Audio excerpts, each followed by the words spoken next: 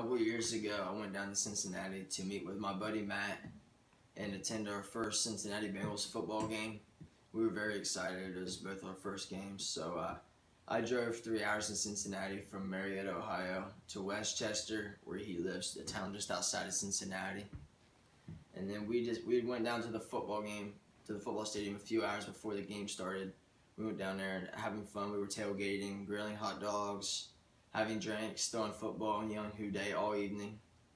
The game finally started just a little bit before sunset, and the game was fun for a while. It was interesting, and then the second half started, and the Bengals were just getting blown out by the Steelers.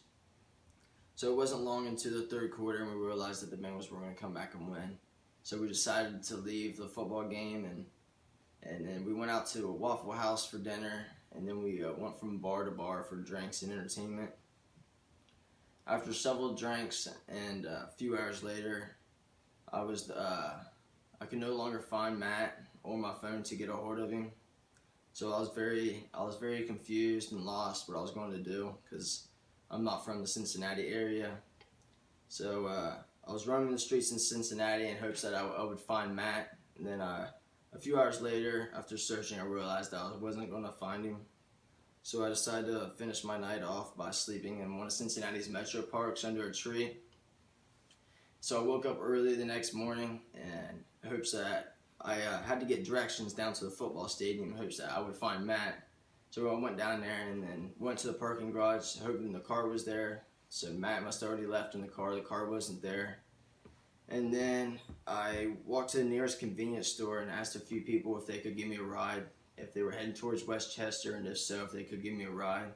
And the first couple I asked, they declined, said they couldn't. And this elder gentleman, he seemed very nice, and he said that he was heading towards Westchester, and that he could give me a ride, and that he was a preacher from Westchester. So I got into the vehicle with Alan, and we headed up the interstate towards Westchester as I gave him directions to where I needed to be.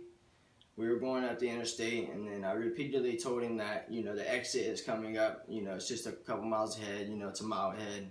And then I said, oh, you need to slow down, the exit is just right here, a couple hundred yards away. And he continued to ignore me, and then I immediately knew I was in a bad situation once we passed the exit. And then I looked over, and then Alan was reaching under the seat for his gun.